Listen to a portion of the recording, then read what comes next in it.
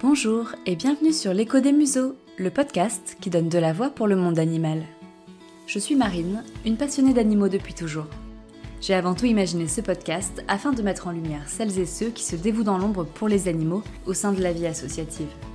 À travers l'Écho des Museaux, je souhaite valoriser leur engagement et offrir de la visibilité à leurs actions. Qu'elles soient mobilisées pour la prise en charge des animaux abandonnés, la lutte contre la maltraitance, la protection de la faune sauvage ou une meilleure inclusion des animaux dans la société, chaque association sera la bienvenue parce qu'il suffit d'une personne pour changer positivement la vie d'un animal. Les professionnels qui soutiennent la cause animale dans leur activité auront également la parole. Sur ce podcast, retrouvez aussi informations et conseils afin d'améliorer nos relations avec les animaux et optimiser leur bien-être. Je vous souhaite une bonne écoute de l'épisode du jour.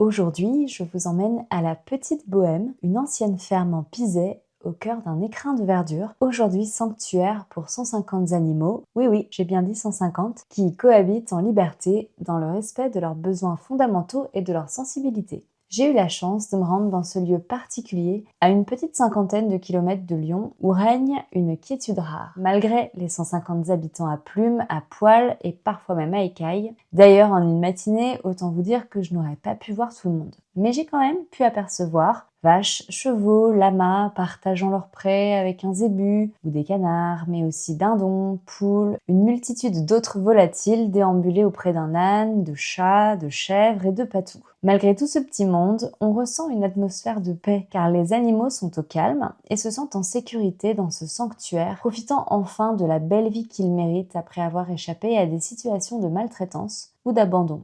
Au cœur de la Petite Bohème, parmi cette incroyable diversité d'animaux, vivent aussi des humains au grand cœur. Je parle de Séverine et de son mari Bruno. Ensemble, ils consacrent leur vie à offrir à ces rescapés une existence enfin libre, digne et paisible. C'est Séverine, présidente de l'association La Petite Bohème, qui nous présentera leur mission, quelques-uns de leurs pensionnaires, avec parfois des relations interespèces aussi insolites que belles, et nous délivrera surtout un message de compassion, de bienveillance et d'amour universel, puisque leur projet mêle à la fois protection animale, respect du vivant et de la terre qui nous héberge et nous nourrit, et spiritualité.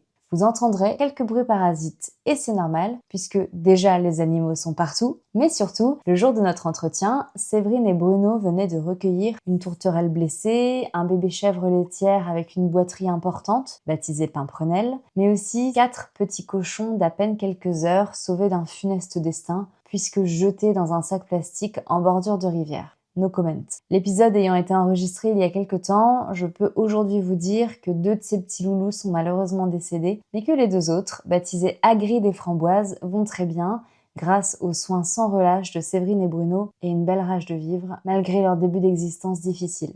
Cet épisode est une véritable ode à la bienveillance, à la tolérance et au respect du vivant. J'avertis néanmoins les publics très sensibles que certains pans du récit de Séverine peuvent être difficiles.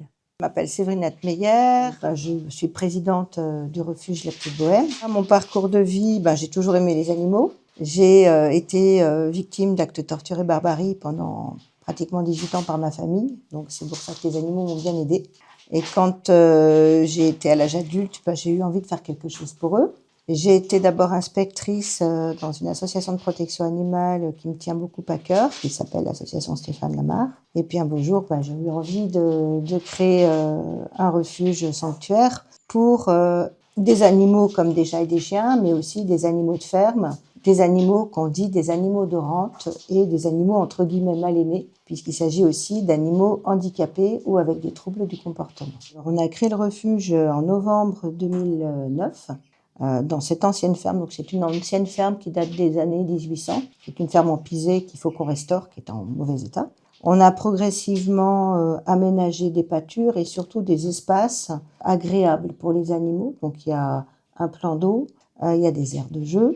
Et l'idée du refuge, c'était qu'ils puissent vivre en communauté. Donc ça a beaucoup surpris les gens. Et en fait, ils sont comme une tribu, on va dire. Donc chacun respecte les autres. Il y a beaucoup d'entraide interespèces. Donc c'est un refuge éthologique, c'est-à-dire qu'on respecte les besoins physiologiques inhérents à chaque espèce, mais aussi il y a beaucoup de stimulation interespèces également. Et l'idée, c'était que ce refuge soit une sorte de sanctuaire. Il y a très peu d'adoptions. Beaucoup de ces animaux sont beaucoup trop perturbés pour être adoptés. Il y a beaucoup de handicaps ou de troubles du comportement. Et puis, l'idée, c'est que ce refuge aille au-delà, en étant aussi un havre de paix pour la faune sauvage. Donc, il nous arrive également de faire du relais faune sauvage, puisque dans notre département, actuellement, dans l'Ain, il n'y a pas de centre de soins pour faune sauvage. Donc, les gens qui en trouvent blessés sont souvent extrêmement démunis. Donc, nous, on travaille principalement avec le centre pour faune sauvage, le Tétralibre, qui est à côté de Chambéry. Ça permet de sauver des vies et de soulager aussi des personnes qui sont complètement perdues face à la détresse d'un animal sauvage.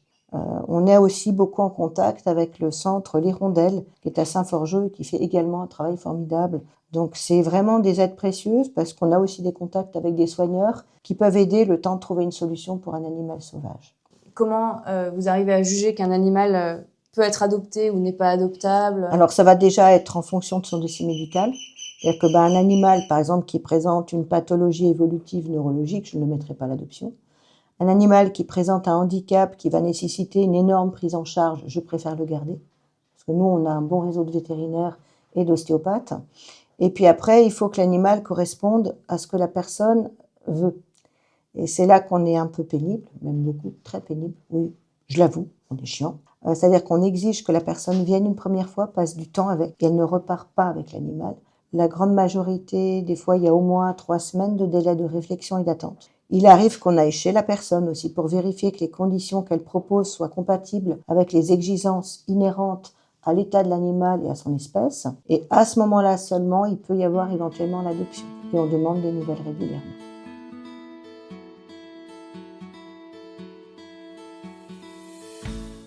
Depuis plus de 15 ans, la Petite Bohème a accueilli et soigné de très nombreux animaux. Séverine me confie notamment l'histoire de Yoko, leur super mamie, une petite jument blanche arrivée dans un sale état au refuge en novembre 2018, quasiment à l'agonie. Avec de l'amour, du temps et des caresses, Bruno et Séverine, se relayant jour et nuit à son chevet, ont réussi à lui redonner la confiance en l'être humain et l'envie de vivre malgré tout. Vous trouverez sur notre chaîne YouTube la version habillée de cet épisode avec des photos de Yoko. Même si je n'ai pas mis les plus douloureuses du début de son sauvetage, on peut quand même voir sa belle progression vers la santé. Séverine et son mari lui ont tellement redonné le goût de la vie que vous allez l'entendre. Yoko a noué une amitié, ou même plutôt un amour, très original avec une autre pensionnaire. Une histoire aussi insolite que magnifique. Donc elle est arrivée, elle avait 25 ans, elle faisait entre 70 et 80 kilos. Pour donner une idée, elle en fait plus de 400 maintenant.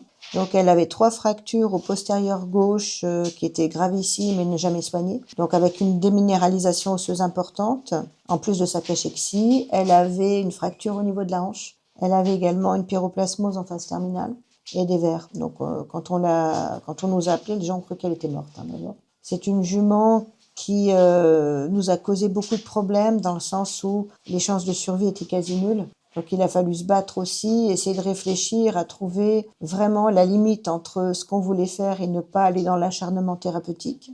Mais on a refusé aussi plusieurs fois des propositions d'euthanasie qui étaient totalement justifiées. Mais on avait le sentiment qu'elle voulait s'en sortir, donc on voulait ne pas la trahir. Donc on a passé 6 mois à s'endormir, jour et nuit, il fallait être à côté d'elle, on s'est relayé. Ça a été vraiment un des sauvetages les plus violents qu'on ait eu. Elle s'en est sortie. 6 mois après, on nous a amené une petite vache qui s'appelle Poésie, qu'on a toujours, qui est très handicapée. Donc suite à une compression de la moelle épinière, cette petite vache était aveugle, épileptique et avait des grosses difficultés à se déplacer et à se gérer. Et il y a eu un moment magique où, dès la descente du camion, la jument a adopté la vache. Et au bout de 11 jours, elle s'est mise à faire du lait pour sa petite vache. Donc la petite vache Poésie avait 1 mois. Le pronostic vital était catastrophique. Et la jument l'a allaitée 8 mois et demi. Et ce qui était magnifique, c'est que quand, par exemple, la petite vache faisait une crise d'épilepsie, la jument venait nous chercher dans la maison. Donc nous, on complémentait parce que le lait de jument n'est pas assez gras pour un bébé vache. Mais du coup, elle avait 2 mamans, elle avait moi et puis Yoko. Donc j'ai encore l'image du vétérinaire qui était venu voir Yoko, puis qui est tombé sur la petite vache. Il me dit, c'est quoi? Je dis, c'est son bébé. Immaculée Conception, vous connaissez, il s'est marré. Il a fait plein de photos. Et on a des gens qui sont venus même de loin pour voir ça, parce qu'ils n'avaient jamais vu d'une jument aussi âgée, en fait, qui allaite une vache, sachant qu'elle a fait tout. C'est-à-dire le lait changé de composition. C'est ça qui est étonnant. Au début, il y avait du colostrum. Après, on voyait qu'il y avait plus ou moins de lactose. Et en fait, elle s'en est occupée. Elle lui faisait sa toilette. J'ai des vidéos, d'ailleurs, où on la voit qui fait sa toilette, qui l'emmène au pré. On a découvert qu'elle a vite compris que la vache était aveugle. Parce qu'on comprenait pas au début pourquoi la vache ne se cognait pas. Et en fait, on a vite compris ce qui se passait, c'est que la jument mettait son odeur. Donc, faisait son petit pipi ou se frottait sur les obstacles. Et la petite vache, en fait, en humant l'odeur de sa maman jument, ne se cognait pas. Alors, pour la petite histoire, on a eu un petit miracle puisque Poésie a retrouvé la vue cet été. Donc, elle est toujours épileptique. Et au bout de 6 ans, elle s'est mise à grandir. Et elle a toujours sa maman jument. Donc ça, c'est un des sauvetages qui nous a le plus marqué. Ah, c'est interespèce en plus, c'est beau. Ici, on a beaucoup de cas comme ça puisqu'on a notre lama patchouli qui adopte systématiquement les chevreaux qu'on sauve de l'abattoir et qui fait lama, lama papa poule puisque c'est un mâle, mais c'est plutôt maman gâteau. Donc, il leur sert de trampoline, de toboggan, mais aussi de lieu pour se réchauffer, pour tétouiller, et il veille sur eux. C'est trop mignon.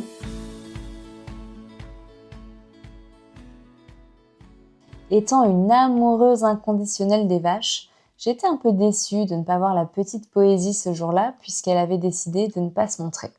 En tout cas, cette histoire entre cette jument et ce bébé vache, ou encore le papa poule lama qui s'occupe des petits chevreaux, et j'ai vu même bien d'autres photos d'amitié interespèces sur le site de l'association, ça fait sourire et ça met du baume au cœur. Tous ces exemples sont une belle leçon de tolérance et je ne sais pas si vous partagerez mon point de vue, mais ils nous montrent aussi quand même à quel point les animaux sont souvent plus doués pour faire mieux que nous sur ce terrain-là.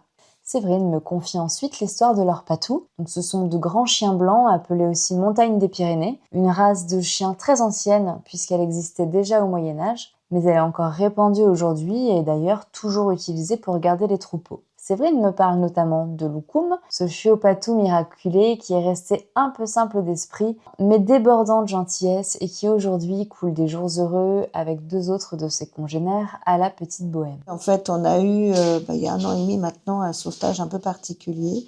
C'est des gens qui sont venus voler chez un éleveur des chiots patous. Ils ont laissé le portail ouvert et pendant que l'éleveur, malheureusement, qui avait été expulsé de chez lui et qui avait tout perdu, essayait de déménager, de sauver ce qui restait. Ce petit bébé de 2 mois s'est fait taper par une voiture à la tête et les gens l'ont jeté dans un fossé où il a agonisé 48 heures. Donc quand l'éleveur l'a retrouvé, il était en train d'agoniser. Donc il a tout fait pour le sauver. Mais malheureusement, lui-même n'avait même pas les moyens de se nourrir. Donc il pouvait plus du tout gérer. Et au bout de 3 mois, l'état du chiot était un peu catastrophique. C'est-à-dire qu'il était prostéré, incapable de se débrouiller. Il était vraiment à l'état de légume. Donc il nous a appelés en disant « Je vous en supplie, faites quelque chose parce que je ne veux pas l'amener à un endroit où il sera euthanasié. J'ai pas les moyens de payer le vétérinaire. » Donc on a fait 3 heures de route pour aller le chercher. 3 heures aller, 3 heures de retour. Le pronostic était très mauvais. On a pu le tirer d'affaire. À ce jour, il a juste un petit déficit en poids. On l'a appelé Loukoum, parce qu'au début, il bougeait pas, il me faisait penser à un Loukoum avec du sucre glace. Il est adolescent dans sa tête et je pense qu'il sera toujours en plein âge bête et il est totalement épanoui. Et les autres patous l'ont pris en charge et s'occupent de lui. Il a quel âge aujourd'hui ? Là, il va avoir bientôt 2 ans. Donc, tu avais déjà des patous avant d'avoir... On avait déjà le grand pépère, là, qu'on avait sauvé pratiquement 8 ou 9 mois avant. Et après, on a eu en placement le jeune, alors je dis le petit, mais bon, le petit, il fait 70 kilos, mais c'est quand même un petit, qui a qu'1 an, donc je pense qu'il va être un gros pépère. Ouais, il fait entre 65 et 70, là. Et du coup, c'est donc l'adulte et le jeune qui s'occupent de Loukoum. Et donc, en fait, c'est des chiens qui gardent un peu les autres animaux ou... Alors oui, en fait, au départ, le grand, là, c'était un patou qui vivait dans la montagne du Vercors, avec son troupeau de chèvres et de moutons, puisque malheureusement, l'éleveur a eu beaucoup de dégâts suite aux loups et aussi aux chiens errants des touristes. Il ne faut pas oublier ça. On parle beaucoup du loup, on parle beaucoup du lynx, mais il ne faut pas oublier aussi l'incivisme de certaines personnes qui laissent les chiens divaguer. Et du coup, pour protéger, en fait, ces animaux, il a pris plusieurs patous. Et suite à ça, malheureusement, il s'est retrouvé dans une situation où il ne pouvait plus. Et on a récupéré le mâle dominant, qui est magnifique, qu'on a appelé Kundun. Donc il a fallu l'éduquer, puisqu'il connaissait que les chèvres et les moutons, il connaissait très peu l'homme. Il ne connaissait pas les vaches, ni les chats, ni les chevaux, ni les zébus, ni les lamas. Donc il a fallu un petit peu recadrer tout ça, lui apprendre les bases, c'est-à-dire qu'on ne mange pas les gens, et puis que c'est sa nouvelle maison et qu'il a le droit d'être totalement libre et que les autres veulent bien être protégés. Et ça se passe très bien.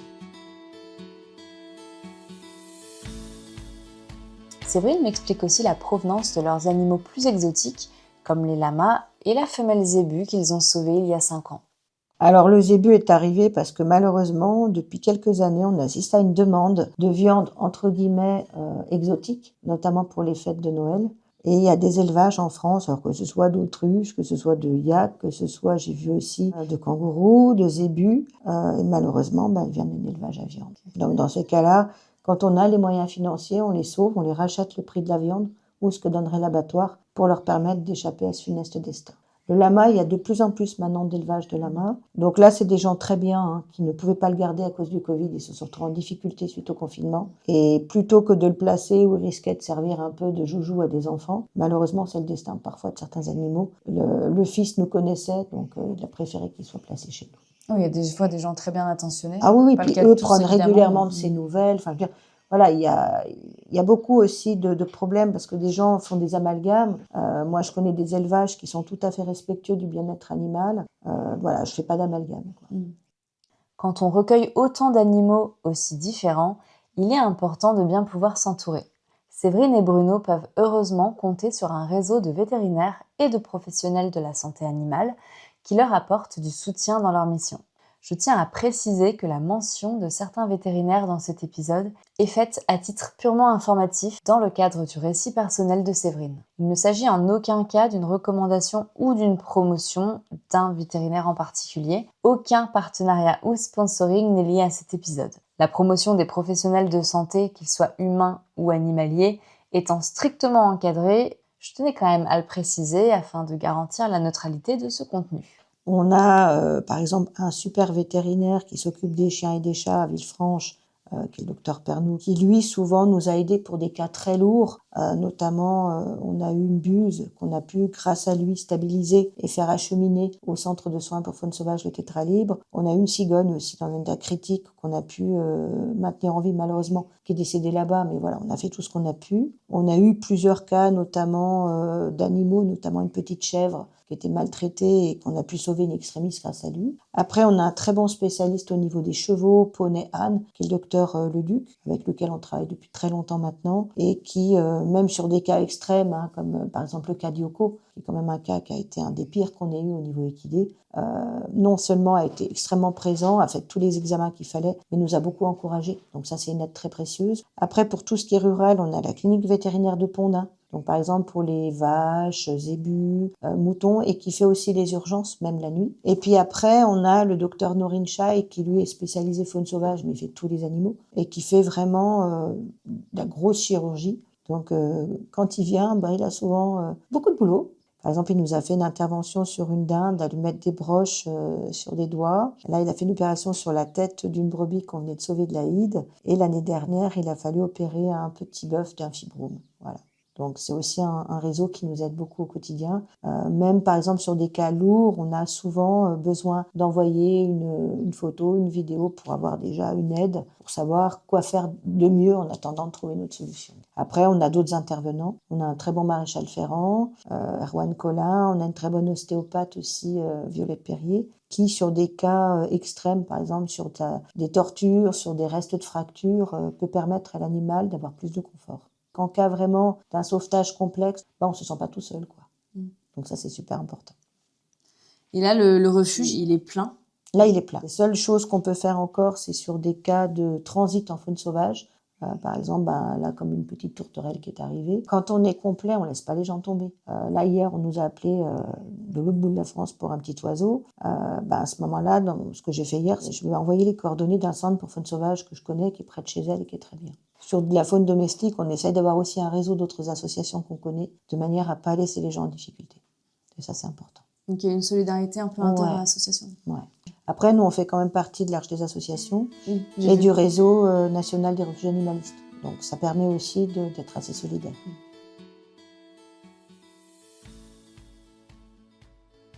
En préparant ma venue à la Petite Bohème, j'avais vu sur leur site internet une rubrique qui m'avait intriguée, qui s'appelle le troc-plante, et j'ai donc demandé à Séverine en quoi ça consistait. Vous allez notamment découvrir, pour ceux qui ne le connaissaient pas comme moi, le terme de syntropie.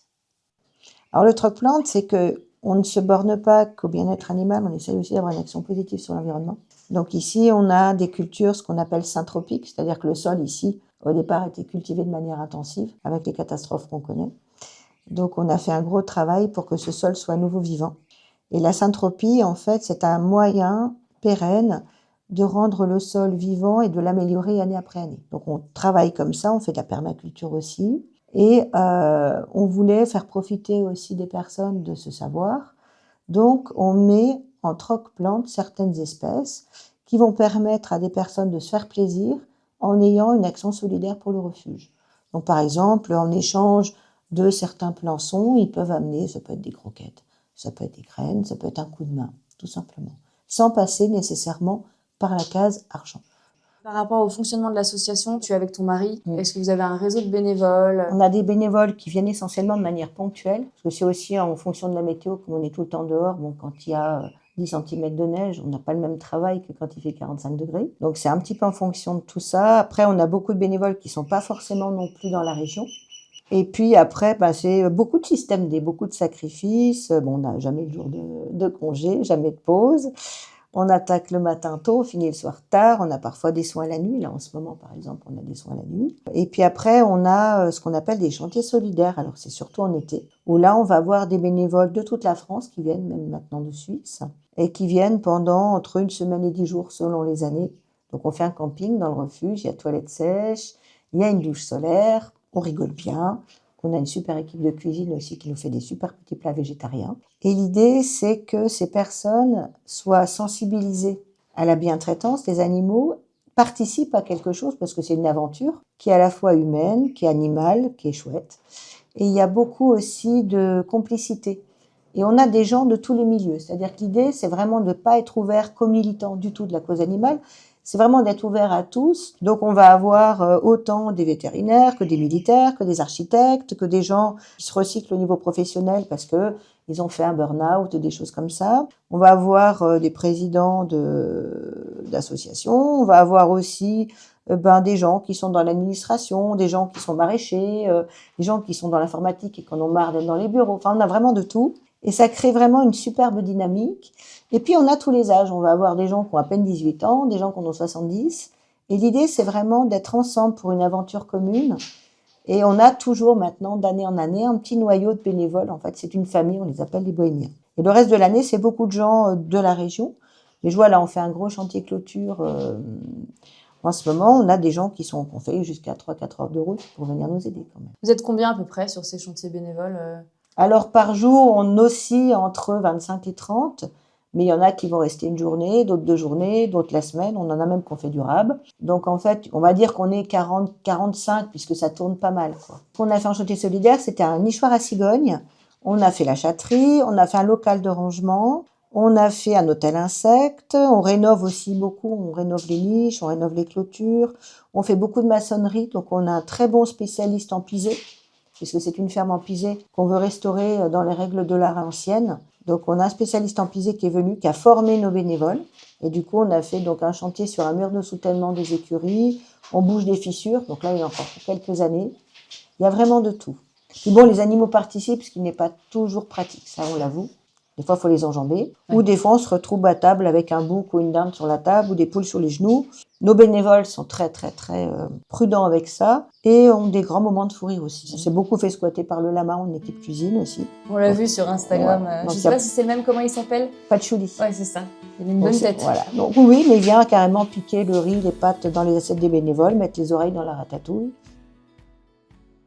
Quand je suis venue rencontrer Séverine, j'ai eu la chance d'avoir un bisou de ce fameux patchouli, lama sociable et affectueux, et visiblement très gourmand aussi. Vous irez voir les photos sur YouTube, il a vraiment une bonne bouille. Et avant de poursuivre le récit de Séverine, je vous donne donc plus d'informations sur le chantier solidaire 2025 de la Petite Bohème. Il aura lieu du samedi 2 au dimanche 10 août prochain. Chaque année, donc bénévoles, amis de l'association, et surtout amoureux des animaux et de la nature, se retrouvent pour prêter main forte à Séverine et Bruno et à leurs 150 protégés. Cette année, on retrousse les manches concrètement pour la rénovation de la façade en pisé de la grange, encadrée par un spécialiste de la matière, mais aussi la restauration des murs intérieurs de la ferme, puisque Séverine le disait au début de l'épisode, la ferme est en mauvais état. Il y a également un chantier changement et réparation des clôtures du Grand Pré pour garantir une meilleure sécurité des animaux. Également au programme, la réparation de 3 portillons et divers petits travaux d'entretien nécessaires au bon fonctionnement du refuge et au confort des animaux. Et pour celles et ceux qui sont dans le coin, c'est-à-dire Châtillon-la-Palud, dans les Dombes, à 50 km de Lyon, 30 km de Bourg-en-Bresse, un petit coup de main sera très apprécié par Séverine et Bruno dès le week-end du 26-27 juillet pour préparer tout le chantier solidaire, installer la zone de camping, l'organisation des espaces de vie commune pour le chantier, etc. Une ambiance conviviale vous attend et le travail se fera dans la bonne humeur. Donc pour rejoindre cette belle aventure humaine et animale et avoir toutes les informations, vous pouvez écrire à l'adresse mail bénévole-lapetitebohème@gmail.com, bénévole avec un S. Je remettrai bien évidemment cette adresse dans les notes de l'épisode. Et n'oubliez pas de vous inscrire avant le 15 juillet car les places sont limitées. Je clôture cette partie avec cette jolie citation. Le bénévolat, c'est l'art de la gratuité du cœur, du geste et du temps. On continue sur la spiritualité qui anime la Petite Bohème depuis sa création. Alors en fait, le refuge ici, il n'est pas indissociable de ce qu'on appelle, alors, le terme est un peu galvaudé, la spiritualité. C'est-à-dire qu'en fait, c'est notre manière d'appréhender le monde et le vivant. Autrefois, avant qu'il y ait la société de consommation, il y avait des peuples premiers qui avaient un lien très puissant avec la nature, avec les animaux, et qui ne se disaient pas au-dessus. C'est-à-dire qu'ils faisaient partie d'un tout, ils étaient connectés, que ce soit un arbre, que ce soit un rapace. Et l'idée du refuge, c'était de retrouver cette connexion en se disant que on est des humains, mais on est aussi des mammifères comme les autres, on n'est pas au-dessus des autres. Et on a une énorme responsabilité, plus que jamais actuellement, avec ce qui se passe sur notre planète, alors par rapport aux autres humains, mais par rapport aussi aux animaux, tous les autres êtres vivants, par rapport aux plantes, par rapport à la nature en général dont nous faisons partie. Et l'idée de ce refuge, c'est vraiment d'aller dans ce sens en se disant que on ne peut pas se prétendre humain si on n'est pas capable d'un peu de compassion, et on ne peut pas se prétendre habitant de la Terre si on n'est pas capable d'un peu de respect. Donc on est vraiment dans cette dynamique-là, tout simplement.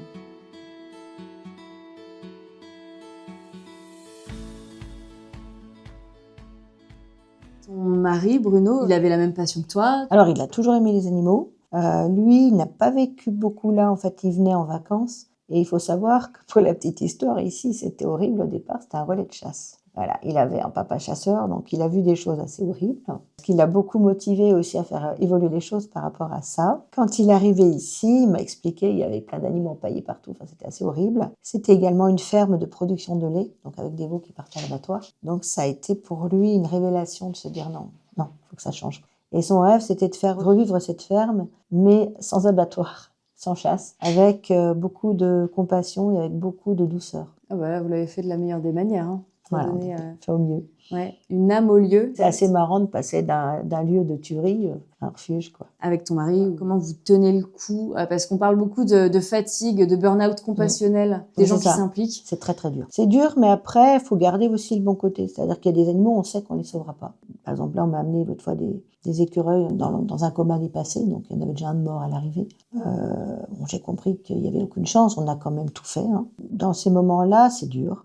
Mais en même temps, on se dit que le geste de compassion qu'on a fait, même si l'animal est décédé, il était nécessaire. On a eu un drame là, le 1er décembre dernier où des chiens de chasse ont pénétré dans le refuge et ont fait un carnage. Donc ils ont malheureusement tué ma jument, que j'avais depuis 13 ans, que j'avais sauvée il y a 13 ans, qui est morte sous mes yeux. Ça a été, je crois, la pire journée de ma vie. Il y a eu des moments très durs où on a eu envie que tout s'arrête. Hein. Moi, si j'avais pu donner ma vie pour la sauver, je l'aurais fait. Et en même temps, les 3 mois qu'on suivi où ça a été très violent, puisque beaucoup d'animaux ne voulaient plus vivre, elle était vraiment ici l'âme du refuge, le pilier du refuge. Donc on a tenu pour les autres en se disant mais tout ce qu'on a fait pour eux, on ne doit pas l'arrêter. Tout l'amour qu'on a partagé avec elle, il doit continuer de vivre aussi. Et il a fallu transformer ce drame en force en se disant oui, il y a eu ça, ok, maintenant on va être plus costaud, on ne peut pas arrêter. Et on a eu ce moment magique où depuis 3 semaines, on a cette jument Shazia qui est arrivée. Suite à des troubles de comportement, elle avait eu en fait des peurs qui pouvaient la rendre dangereuse et ses propriétaires ne pouvaient plus l'approcher. Alors que c'est des gens très très très gentils. Ils ont vraiment fait de son mieux, mais c'était devenu vraiment trop dangereux. Et on est toujours en lien avec eux, ça se passe très bien, ils sont très heureux qu'elle soit là. Et en fait, on s'est dit, il y a un truc magique, c'est qu'on a senti dans l'attitude de Shazia à son arrivée, alors que là-bas, elle était énervée et tout. Là, dès le moment où elle est descendue du van, elle a compris, on a vu dans ses yeux. Le soir même, elle était la chef du refuge, elle était le pilier du refuge, et les autres l'avaient adoptée. Et en récupérant ses papiers, on s'est rendu compte qu'elle avait la même mamie, si je puis dire, Shambhala. Et en fait, on se dit, mais tout cet amour qui a pu être partagé avec Shambhala, au-delà de sa mort, il rayonne. Et on se dit, en fait, on ne peut pas arrêter. C'est-à-dire qu'on ne doit pas être découragé, On n'est pas Dieu, on n'est pas tout puissant, on doit rester humble, on doit connaître nos limites. Mais on se dit que même quand on ne peut pas sauver, le fait d'avoir donné de l'amour, le fait d'avoir donné son cœur, d'avoir donné des soins, c'est jamais inutile. Ça rayonne. On est persuadé de ça. Tous les actes qu'on commet, dès le moment où notre attention elle est d'aider, même si pour des tas de raisons on n'y arrive pas, c'est jamais inutile. Et c'est ce qu'on dit aussi aux gens, parce qu'on a parfois des gens qui essayent de sauver un petit oiseau, qui essayent de sauver leur chien qui a une maladie malheureusement qui est en phase terminale. Et on aide aussi les gens par rapport à ça. On a beaucoup de gens qui appellent suite à des deuils d'animaux. J'ai beaucoup de personnes âgées, par exemple, qui m'appellent parce qu'elles viennent de perdre leur animal et que parfois elles me disent « mais mon mari ou mon fils, il me dit que c'est qu'un chien ». Donc on fait beaucoup d'aides aussi comme ça et on aime le faire, même si c'est douloureux, on aime le faire parce qu'on estime que c'est utile. Ouais, donc ça vous nourrit, mais est-ce qu'il y a quand même aussi des moments qui vous nourrissent positivement et vous donnent de l'énergie? Justement, en fait, on arrive à un stade où, après les moments durs, comme là, ce décès qui a été vraiment horrible, on a eu des moments magnifiques où, déjà, le soutien de nos bénévoles. Deux jours après son décès, j'ai des bénévoles qui sont venus. Ça m'a vachement émue. Nos bénévoles étaient très attachés à Shambhala. Et en fait, ils nous ont fait un cadeau magnifique. Ils ont fait un petit cahier. Et chacun dessus a mis des pensées d'amour pour cette jument, a photographié des bougies, des petits cœurs, des petites fleurs. Il y en a qui ont fait des poèmes pour elle. Il y en a qui ont fait des dessins pour elle. Il y avait un dessin magnifique. Alors c'était une jument toute noire, donc on la voit dans le dessin qui galope avec des ailes. Enfin, donc il y a au-delà de ces moments de détresse, des moments d'une très grande beauté. Et ça nous nourrit beaucoup.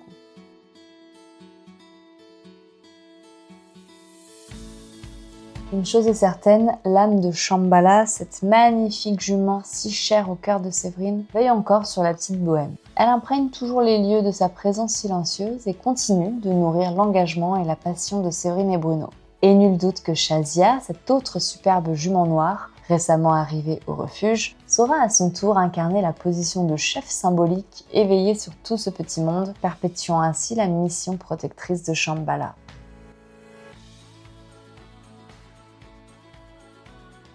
Est-ce que les gens peuvent venir voir les animaux? Sous quelles conditions? Alors, en fait, on a des visites de manière limitée, parce qu'on a beaucoup de gens qui nous prennent pour un zoo, une animalerie ou un parc de loisirs pour les enfants, donc ça c'est non.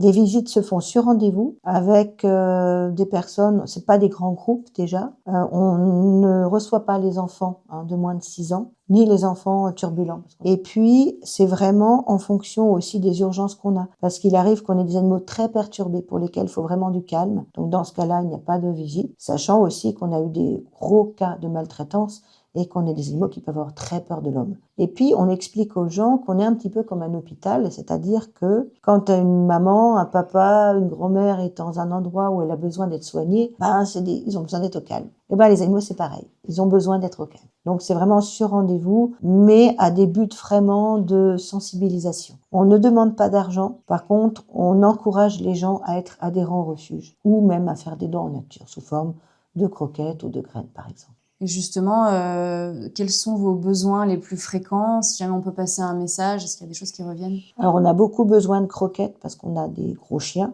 On demande aussi beaucoup de pâtés pour chiens et chats parce qu'on a des chats qui ont plus beaucoup de dents, qui sont plus tout jeunes. Dans les chiens, souvent, les pâtés nous servent à mettre un petit complément, en plus des croquettes, puis c'est leur petit plaisir. Parce qu'on parle aussi beaucoup de soins, mais il y a aussi tout le côté cocooning, tout le côté plaisir qui est très important. On a toujours besoin de granulés pour les chevaux parce qu'on a une mamie qui a plus beaucoup de dents non plus, donc elle peut plus mastiquer comme elle voudrait, la pauvre. Beaucoup aussi tout ce qui est granulé de bois qui nous sert à faire des litières écologiques pour différents types d'animaux. Et puis après, on est toujours en recherche, ça peut être de matériaux divers. Par exemple, là, on cherche des tourets, on est toujours en recherche de niches. De nichoirs pour oiseaux, de choses comme ça, de piquets de clôture, de plein de choses, même de matériel de bricolage, comme des vis, comme des clous, comme des masses, des enfonce piquets, on est toujours en recherche de plein de choses. Et pour les croquettes, il y a une marque de prédilection? Non. Toujours la même chose, non? Non, on évite les croquettes low cost qui sont plutôt nocives pour leur système digestif, mais après on n'a pas de marque attitrée. Non. Est-ce qu'il y a une plateforme où vous êtes pour faire des dons? Oui, il y a Hello Asso. On a des dons qui peuvent être ponctuels ou tous les mois. Et puis après, on a le teaming, c'est-à-dire pour les personnes qui n'ont pas forcément beaucoup de moyens, il y a possibilité de faire des micro-dons d'1 € par mois via la plateforme du teaming. Et comme les petites gouttes d'eau font les grandes rivières, rien n'est jamais perdu. On cherche toujours des dons parce qu'on a très très peu de moyens. Donc on a beau se sacrifier, on galère quand même. Et puis après, on a des adhérents. On a aussi des gens qui se proposent, par exemple, pour du bénévolat. Ça peut être aussi sur une après-midi, ça peut être sur une journée. On a aussi des gens, par exemple, suite à un problème médical sur leur animal, ils sont obligés de changer de croquettes. On est très heureux de récupérer les croquettes. On a aussi des gens, par exemple, qui nous donnent, ça peut être du foin, ça peut être des graines, ça peut être des niches aussi. Souvent, c'est des choses aussi qu'on peut rénover. Là, par exemple, on a eu 3 personnes adorables qui nous ont offert des tourets, ce qui va nous servir pour nos chèvres, parce que ça leur sert aussi de plateforme de jeu. On peut avoir aussi des gens, suite à des sauvetages, qui, par exemple, là, la personne qui a sauvé des petits bébés cochons nous a apporté du lait maternisé, des choses comme ça. Toute aide est la bienvenue. La petite bohème, c'est 150 animaux. Rien que les chiens, les patous, mais aussi quelques autres chiens, ont besoin d'une grande quantité de croquettes chaque jour, sans parler de la quinzaine de chats, ainsi que tous les herbivores qui mangent certes de l'herbe des pâtures, mais aussi du foin, des granulés d'herbe, les petits volatiles qui peuvent manger des mélanges de graines concassées, et j'en oublie. Alors, si le dévouement inconditionnel de Séverine et Bruno à la cause animale vous a touché et que vous pouvez faire un don monétaire ou de nourriture, je vous invite à vous rendre sur Hello Asso ou sur la page Teaming de l'association pour les micro-dons d'1 € par mois. Si vous êtes dans l'Ain ou pas très loin, ils acceptent également aussi les dons en nature d'outillage ou de matériel pour animaux, comme l'a expliqué Séverine. Mais ne perdons pas de vue qu'ils ont surtout besoin de nourrir leur arche de nuit. Alors un petit don si vous le pouvez sur les plateformes mentionnées, c'est une aide précieuse pour ces anges gardiens des animaux. Vous pouvez aussi les suivre sur Instagram, Facebook, mais aussi sur YouTube, où vous trouverez sur leur chaîne vidéo de nombreuses vidéos de leurs pensionnaires, du sauvetage de la jument Yoko par exemple, mais aussi des belles amitiés entre les animaux, des doux moments de vie du refuge et une magnifique vidéo hommage à la jument Shambhala disparue. Je remettrai tous les liens dans les notes de l'épisode. J'ai personnellement été conquise par l'immense gentillesse de Séverine et Bruno, mais aussi leur dévouement sans limite dont ils font preuve chaque jour de leur vie et depuis toutes ces années sans répit pour s'occuper de tous ces animaux bien souvent rescapés d'une précédente vie de douleur et qui peuvent enfin connaître le respect et l'amour grâce à ce couple formidable. C'est quelque chose que je tenais à dire aussi, c'est que dans notre monde, on fait une grande distinction entre les animaux qu'on appelle familiers, comme un chien, comme un chat, comme un cochon d'Inde, comme un hamster, et on met d'un autre côté les animaux entre guillemets de rente, comme la poule, comme la vache, voilà, et encore d'un autre côté les animaux sauvages qu'on va voir dans les zoos, mais on respecte pas forcément leur biotope, et encore dans un autre côté, on va mettre le cheval qui est un petit peu à la jonction entre l'animal familier et l'animal de ferme. Et je pense qu'il faudrait un petit peu changer tout ça, ouvrir son cœur, ouvrir ses yeux en se disant mais bon sang de bonsoir, ils ont tous la capacité d'aimer, d'être aimés, ils ont tous la capacité de souffrir. Ils se posent aussi des questions, ils réfléchissent, il faudrait arrêter tout simplement de se mettre des œillères et de faire ces clivages parce qu'ils sont dangereux. Ils sont tragiques. Moi je vois des gens qui sont horrifiés de voir des pays où on mange du chien et du chat, mais ça ne les dérange pas de manger du foie gras et du steak. Et en fait, il faut se rendre compte qu'une maman vache, elle est aussi malheureuse qu'une maman humaine quand on lui enlève son petit. Et je pense que l'évolution, c'est aussi ça, c'est de se dire qu'à l'heure actuelle, il n'y a rien qui nous empêche d'étendre notre compassion à tous ces êtres. Il n'y a rien qui nous l'empêche. Et j'aimerais donner ce message que chaque pas fait en son sens est très important pour chaque personne, pour chaque animal, mais aussi pour l'humanité. C'est une question de perception en fait. Ouais, exactement. On perçoit les animaux. Ouais. Moi, je suis très aussi sensible à ça, donc je rejoins totalement ton propos. Merci beaucoup Séverine pour ce beau témoignage. Merci. Les animaux sont principalement et essentiellement la même chose que nous, disait le philosophe allemand Arthur Schopenhauer. Une compassion sans bornes qui nous unit avec tous les êtres vivants, voilà le plus solide, le plus sûr garant de la moralité, ajoutait-il. C'était un épisode de L'Écho des Museaux, un podcast imaginé et réalisé par Marine Coez. Je vous remercie beaucoup pour votre écoute précieuse. J'espère que ce podcast vous donne envie d'agir à votre niveau, car chaque action peut faire la différence pour un monde plus bienveillant envers toutes les espèces animales. Si l'épisode vous a plu, merci d'en parler autour de vous, de laisser des étoiles, des pouces en l'air, un gentil commentaire et de vous abonner depuis votre plateforme d'écoute préférée. Si vous souhaitez être l'invité de ce podcast, vous connaissez quelqu'un qui pourrait l'être, ou me suggérer une thématique pour un prochain épisode, n'hésitez pas à me contacter à lecodemuseau@gmail.com. Vous pouvez également suivre ce podcast sur les réseaux sociaux. À bientôt!